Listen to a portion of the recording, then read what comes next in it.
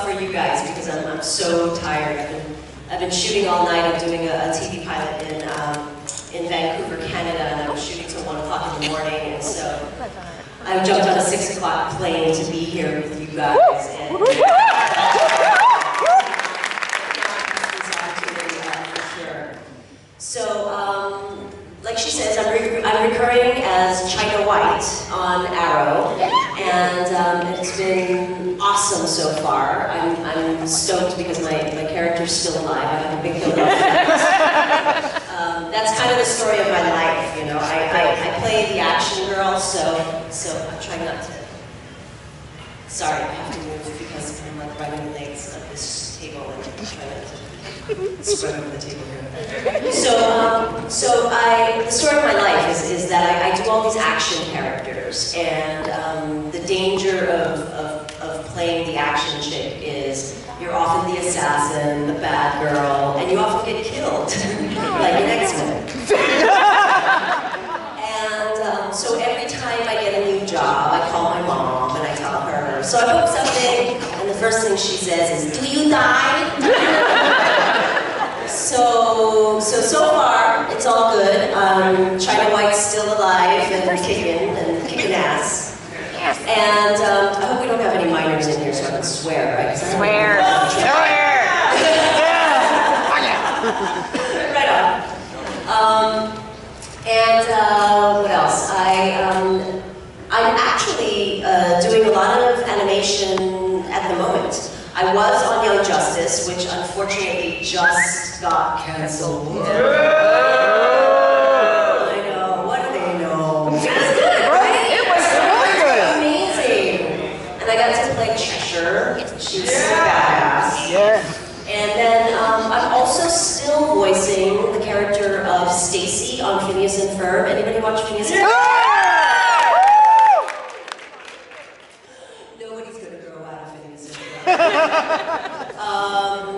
And also, I am doing the voice of Karai on Teenage Mutant Ninja Turtles. Anybody watch that? You guys are still watching Nickelodeon? Yeah! Totally! We have kids! Totally! Right. Grew up with it. I get it. So, I've been doing voiceover for quite a while. I've done movies like Scooby-Doo. I've done, you know, these characters that I've been telling you about. I do a lot of video games as well. Red Alert 3, Knights of the Old Republic 2. What else? Just tons. I'm a whore. I will do whatever they pay me to do. And X-Men. I guess this is an X-Men panel, so I should get back to that. When I auditioned for X-Men, it was a huge secret as to this character, Lady Deathstroke, coming out. I have to admit, I didn't know anything about X-Men. Wow. I didn't even know X-Men existed until the first movie. I'm so sorry. That's okay. But the movie was awesome. The first movie was awesome. Huge fan. It was great. And Bryan Singer did a great job. And when X-Men 2 came out, they called, they had the auditions in the breakdown, and they were calling for auditions for another character in X-Men. She's like this red-headed reporter, white chick. And I walked into the room, and every girl in there was Asian, and I was like, maybe they're doing like a little twist on this character. And they gave, you know, a scene for us to audition with, which was all bullshit, as we know, because I didn't say a word. I said one line in the whole movie, right? Anybody who remembers it. And then they had us just put our hands up like this and show our hands. Now, I don't know if you can see from here, but I have the hands of an 85-year-old woman. So as soon as they asked me to like display my hands, I was like, great, if this is the character for an 85-year-old woman, then I'm in. But I guess they wanted to see because they were going to put the claws on me and all this kind of stuff. And then they were like, so, do you do martial arts? And I was like, yeah, I got a black belt in karate.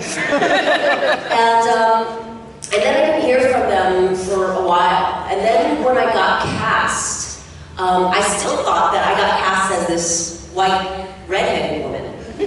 And I go to the fitting, and the what do you call, the costumer started talking about this character, and she goes, by the way, you know you're playing this character, Lady Deathstrike.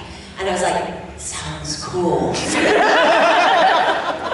And then I mistakenly went and did an interview on, I think it was Fox or something, one of those, or E, one of those entertainment shows. And I was like, yeah, and I just got cast, and I'm doing the role of Lady Deathstrike, and oh boy. I get a call from the studio, I am almost fired, because it was such a secret, and nobody told me it was a secret. You know, I thought this Lady Deathstrike was a white chick with red hair, for all I knew. So anyway, I was lucky enough to be able to keep my job and work with the amazing Hugh Jackman. Right? Yeah, scream. So hot, so nice. And we had an amazing time shooting this fight scene. It probably took a good 3 weeks to rehearse the fight scene. There was a lot of wire work involved. I had an amazing stunt woman, so don't think that I did everything, because I don't do crashes into glass. You know, that's not my thing. I don't go, spinning into walls either. You know, I let stunt people do what they're good at. And but I did do a lot of the fighting, a lot of the hand-to-hand stuff. Most of what you see in the fight, though, with the nails are, computer generated. Because I had to look like I was going through his body, so of course if I had the real nails on, I couldn't get close. And also the real nails were a pain in the ass. They took molds of my hands, my 85-year-old hands, and all I did was I grew out my fingers. Lucky for them, I grew out my fingernails. That would be hard to grow out fingers. I grew out my fingers. But I grew out my fingernails, and lucky for them, I have these like super strong, like steel-like fingernails. And I grew them out to about 1/4 of an inch or something from the base, and then they just took crazy glue, and they glued these tips onto the under part of my fingernail. Of course, they didn't think that it was going to be that hard to take off crazy glue once they put it on. And so it was kind of like Chinese torture. You know, they would, basically, I would just sit there and I would hold my finger and they would try to snap it off without breaking my finger. So it was all successful though, it was all good. The only crappy part is those nails were probably about maybe 9 inches long or something like that. Once they were on, there was nothing I could do. I couldn't eat, I could scratch, but I couldn't go to the bathroom by myself. Yeah. It was really kind of awkward. It was like being in a little prison, having these things on. So they didn't wait till the last minute, of course, as much as they could to have these nails. And then, of course, I couldn't move too fast either because they would fly off sometimes. So yeah, it was the only part that I know for sure that you see the real nails is in the opening shot where it looks like the nails are growing, and let me tell you, they were gonna pay, I don't know what, $100,000 to CGI. I don't know how much. I'm making shit up. I don't know how much CGI really costs, but they were going to CGI these nails growing. But I had so much downtime with these nails in my trailer. There was nothing for me to do. I couldn't eat. I couldn't use the bathroom. I couldn't do anything with these nails on. So I would look in the mirror and I would like start doing moves and see what was cool. And then I went like this and I went, oh, they look like they're growing. So then when I went on set, they were like, oh, and this is the part where it's going to look like your nails are growing. I was like, wait, I got it. So I did the move for them, and that's what they ended up using. So it just, little tidbits of information. Anybody else? Anybody got any questions? Anybody want to start lining up here, or are y'all just happy to sit there and listen to me jabber on? Very much. Yeah. Come on up, because I want to answer some questions. I want to know what you guys want to know. Sorry, I took a picture with you earlier. Yes, you did. Yeah. Okay, what's your question? What's your name again? Nico. Nico, that's right. I Nico. Hi. What's your question, Nico? I try to pay attention to voice actors who do certain characters and certain works. Like, I didn't know until I researched this, you play Shin in Dead Space Downfall. In what? Dead Space. Oh yeah! I forgot. Yeah, I did. Don't ask me anything about it because I never saw it. And it was like a day's work. It really was. The great thing about doing voiceover is it's so freaking easy. It's such easy money. I love this job because you show up, you can show up in your underwear for all they care. You don't even have to brush your teeth because half the time you're the only one in the room. But you show up, you've got all your dialogue on the paper. You just run through your dialogue, and that's it. You're out of the room. So when I do Phineas and Ferb, I'm in and out in like 20 minutes. Like seriously, it's the easiest gig. You guys gotta learn it. Okay, and Nico, do you have any other questions? Well, technically that wasn't my question. Oh, sorry, I just went on. Okay, go, question. It's related to the marketplace. Dude, take a note. Basically, when things go to hell on the issue, I know you don't know what happens, but basically one part you throw up. Oh, right, I do throw up. What? My question is like, another voice actor, she plays Lust in Full Metal Alchemist. In the original series, she did Pikachu too. She explained that how she did that was she ate like a ton of hot dogs and stuff and pooped them out. Did you do something like that? Well, in animation, you don't actually have to look like you're puking. You just have to sound like you're puking. Okay. So I just did like, that kind of stuff, you know? I do voiceover, but I'm the kind of person who just does characters who are like basically me, pitched up, maybe a little younger, you know, but I don't do a lot of like character stuff. There are some amazing voice actors, probably some of the people that are here that are doing workshops and stuff. I don't know if you guys are taking any of these workshops with these people who do voice animation for a living. But they can do like crazy monsters eating bodies, you know, and they're like, okay, make it sound juicier, and they're like, and then they're like, make it sound crunchier, like they're amazing. They're amazing. I basically just do the easy stuff. So I'm sorry I can't answer more of your Dead Space questions because I seriously I think I did that. How many years ago? Like. It was 2000 something, I think, like maybe five years ago? Yeah, I got the answer right behind you. So 5 years ago, literally, and it was like maybe an hour in the studio. So yeah, my memory is like a fly. All I can remember is enough dialogue for that day, and then the next day it's done. So I don't even remember I did this job. Thanks for reminding me, Nico. It's okay. I know you're busy. Thank you. Thanks so much for coming. I appreciate it. You have one more? Well, it's actually a request if I can do this. Wait, I don't want to be naked.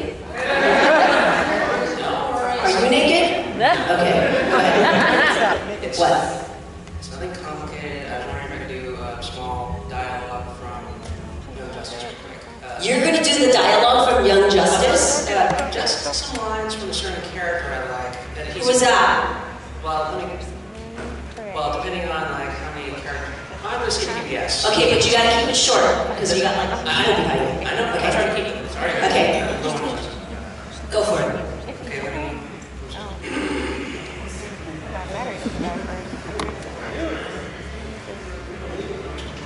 Okay, here we go. passion is? Chico, get into it. Okay.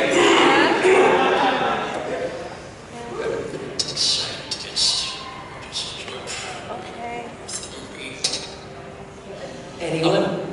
Apologies, mate, but no one is moving anywhere. Again, that's probably not right. Anyone? Anyone? Well, here's one more. No, Nico, I think you're done. Sorry. Nobody. I'm sorry. If nobody got your first one, nobody's gonna get your second one. I'm going. And by the way, that was Black Beetle. Oh. Yeah, no, I didn't. Did he? Yeah. Did you get that right? Right on.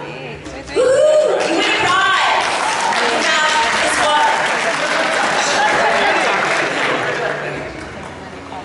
Thanks, Nico. Hello, Miss Kevin. Hello. What's your name? My name is Ruben Velasquez. Hello. I love the fact that you have so much positive energy right now. Do I? Yeah. I'm tired. You guys are giving me the energy. I know how you feel though. Thank you. It's entertainment business can get really tiring, but you have to have that energy. Right. First of all, I want to say thank you for coming to Houston, Texas. Also, you're absolutely beautiful and gorgeous. I'm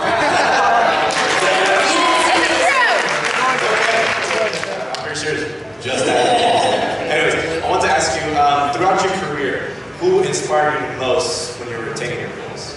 When I was what? When you're going out through your career, who inspired you, like a person, an actor, it could be someone in the family, anybody that inspired you the most to pursue your goals? You know, I think for me, acting was really a calling. I knew as soon as I figured out that acting was a profession, I must have been about 4 years old. And I remember I was watching TV and something about Hollywood and actors came on TV. And I ran into the kitchen and I told my mom, I said, I'm moving to Hollywood, I'm gonna be a superstar. And she's like, okay, just finish school first. So, you know, I always knew that I was gonna be an actor. It was in my blood. Like, my mom tried to make me, you know, think of other more secure jobs because I'm Chinese. And she's like, you need to have a secure living. She goes, you like to talk, why don't you be a lawyer? And then she tried to make me be an elementary school teacher and all of this stuff. But acting was always my passion. But growing up, there were not a lot of Asian actors on television or film to be able to sort of look up to or emulate.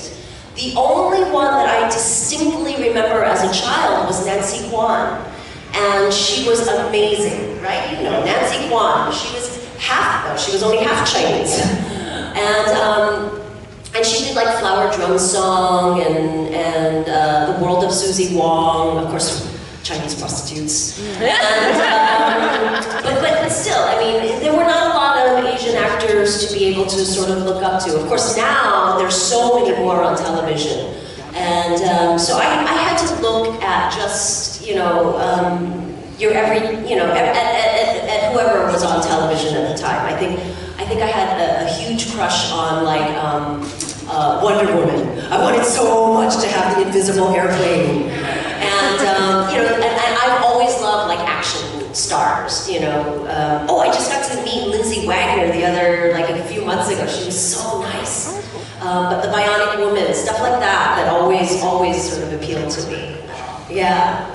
We can rebuild it. We can make her stronger. For young people trying to get into the entertainment Faster, business, better. like whatever, music, acting, anything. Don't do it. Don't do it. Too late. What is your advice for them for, like, say, hitting it big, or not just hitting it big, or they can do it independently, but as long as they get their name out there and make a good living out of it? This is something that I've learned after doing what I've been doing professionally for 27 years now. Yeah, I'm old. I have come to realize that you have to love the craft so much. You have to love acting and you have to love music so much that you are willing to do anything to be able to perform your craft. You have to be willing to take no. You have to be willing to trudge through the mud looking like an asshole for like, you know, no money for an indie film, or, you know, you have to just be willing to stick it out because you just love what you do. And whatever blocks come your way, you know, your love for the craft has to override all of that. That's what I've come to realize. Thank you. And money's not too bad. Yes. Yeah. Thank you very much. Thank you.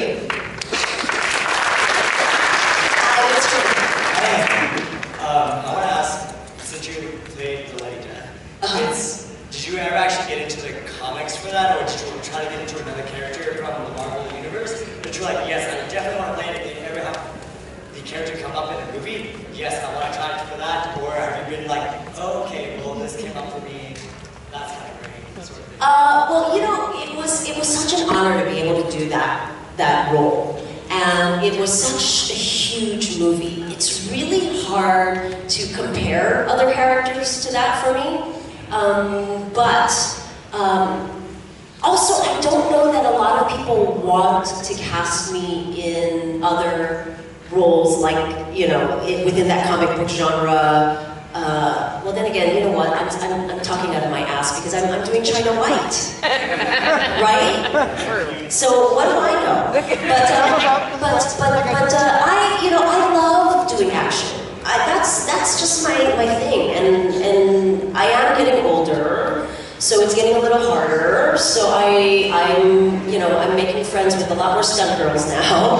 But I do love, my favorite day at work is when I don't have to do any dialogue and all I have to do is run around, you know, beating up on boys. And so yeah, of course, if there's any other kind of roles that are available, yeah, sure, I would love to do it.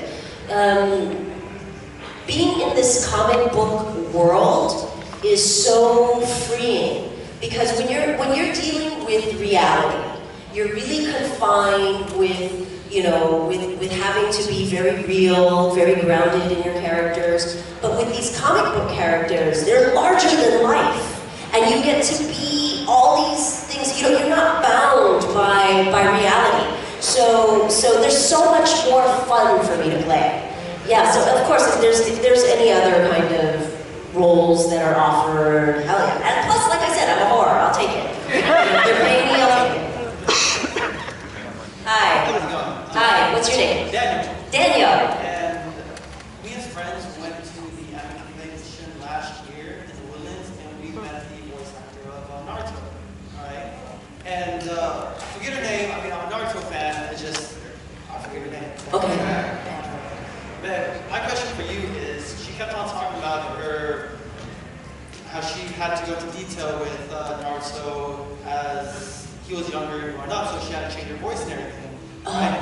But everybody knew her as the voice of Naruto, all right? And people couldn't see past that after all the voice characters she's done. So my question to you is, I know this is an X-Men panel, and you've done action movies and voiceovers, but has there been an actual character that has kind of inspired you or